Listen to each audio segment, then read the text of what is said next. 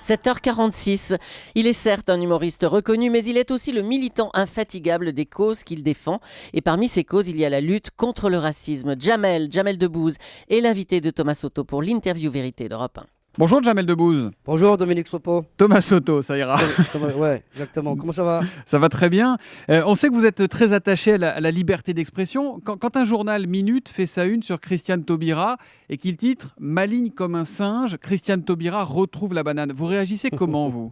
Ça me conforte dans l'idée que j'ai que ce sont des débiles mentaux et même pas d'avis tellement ça ne mérite pas qu'on en parle. Je sais que la France n'est absolument pas raciste.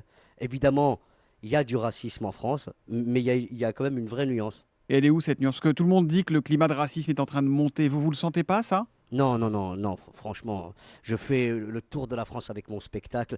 Bon, là, évidemment, on est à l'aube d'élections municipales, tout le monde s'énerve, tout le monde sort l'artillerie lourde, on a l'habitude. La veille de la chasse, les sangliers se cachent, hein. On sait très bien que c'est leur méthode et que dans 6 mois, ils passeront à l'uranium enrichi ou à Wimbledon avec une facilité déconcertante. Non, je pense que c'est le moment et que ça va s'atténuer, que les médias auront envie de parler d'autre chose. Parce que malgré tout, c'est quand même un peu eux qui filent le bâton quand même. Parce que si on n'en parlait pas, eh ben, on n'en parlerait pas.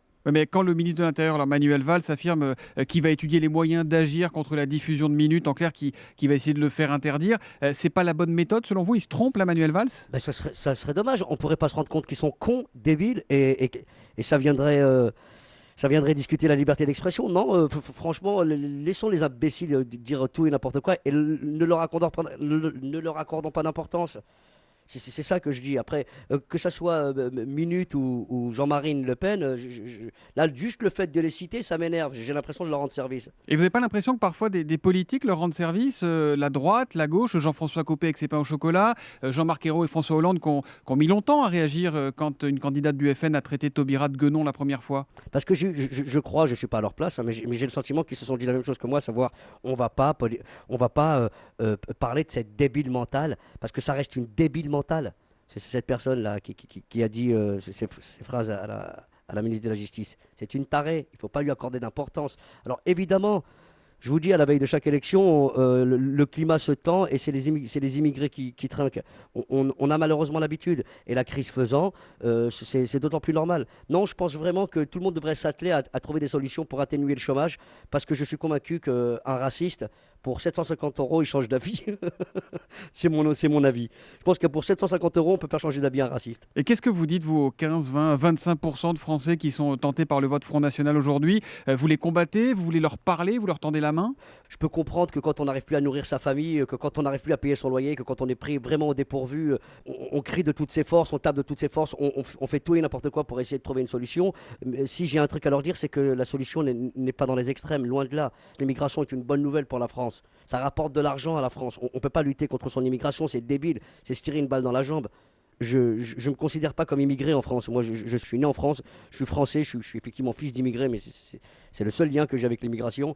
Je trouve schizophrénique d'avoir à se justifier d'habiter dans son propre pays. Oui, mais c'est plus facile quand on s'appelle Jamel, qu'on est à la une, que quand on est dans une cité et que personne ne s'occupe de vous, vous n'avez pas de boulot, non? Évidemment, je suis conscient que je suis un des Arabes les mieux lotis de France, si c'est ça que vous voulez dire, monsieur Dominique Sopo. Mais sachez une chose, c'est que je suis complètement conscient de ce qui se passe dans mon pays. Et je sais que ces inégalités, ces injustices-là, elles sont alimentées par une certaine presse qui en a besoin pour vendre son papier ou pour faire de l'audience. On sait très bien qu'on charge... Le catastrophisme, la flip est un argument de vente terrible et on peut rien y faire. Maintenant, honnêtement, j'aurais envie de dire calmos. Ouais, calmos, parce que c'est faux tout ça. Calmos. Allez dans la Creuse. Évidemment, dans les campagnes, il y a du racisme, parce qu'ils n'ont jamais eu affaire à des étrangers. Une fois qu'ils ont fait connaissance, la question ne se pose plus. Je pense que la France, il faut qu'elle fasse connaissance avec elle-même et les choses s'atténueront. Et je supplie le gouvernement de trouver des solutions pour le chômage, parce que ça aussi, ça réglera les choses. Jamel, vous jouez dans un film qui sortira fin novembre, il s'appelle La Marche, c'est une allusion à la Marche des Beurs, lancée en 83 par des jeunes de la Cité des Minguettes à Lyon. Encore une fois, ça a été une récupération médiatique, parce que c'était pas la Marche des Beurs du tout. C'était une marche pour l'égalité et contre le racisme. Et évidemment, ça a été initié par un jeune beurre, un jeune arabe, un jeune d'origine maghrébine, qui s'appelle Toumi Djaïdja, qui a reçu une balle et qui, au lieu de riposter violemment, a décidé de monter une marche pacifique et de traverser traversé toute la France pour crier son amour pour ce pays. Et c'était pas la marche des beurs, c'était la marche pour l'égalité et contre le racisme. Mais là, 30 ans plus tard, vous vous dites quoi, que tout ça n'a servi à rien quand on voit l'actualité, quand on voit ce dont on parle ce matin? Mais non, mais franchement, mais c'est débile de donner du crédit à tout ça, sans vouloir. Il y a 30 ans, faut rappeler qu'il y a un Maghrébin qui mourait tous les 2 jours sous le coup des balles. Et ben 30 ans après, on meurt un peu moins. C'est pas mal déjà comme avancée. Dernière question de Jamel. Des proches, Coluche, riez de tout. Est-ce qu'aujourd'hui, quand on est humoriste, on peut encore et on doit encore rire de tout? Évidemment, Dominique. Franchement, on peut rire de tout, c'est sûr, et il faut rire de tout, absolument rire de tout. Et tout le monde doit rire de tout, et tout le monde doit rire de soi d'abord. C'est la plus grande preuve d'intelligence, de rire. Ça fait du bien d'abord, ça nous permet de ne pas tomber malade. Alors évidemment, moi je gère toujours les susceptibilités, je ne ris pas avec n'importe qui. Mais je pense que je peux rire de tout. Merci Jamel d'avoir répondu à cette polémique avec le sourire. Alors moi c'est Thomas, Thomas Soto. Très bien Thomas. Et un conseil, la prochaine fois, tu passes pas par ma meuf pour avoir une interview. D'accord Jamel, Un conseil que je te donne, oublie son numéro. très bonne journée à vous Jamel. Salut Dominique. Au revoir. Alors il vous appelait Dominique Dominique Sopo, c'est l'ancien patron des SOS SOS Racisme. Racisme. Ouais, C'était donc bien vu pour cette interview.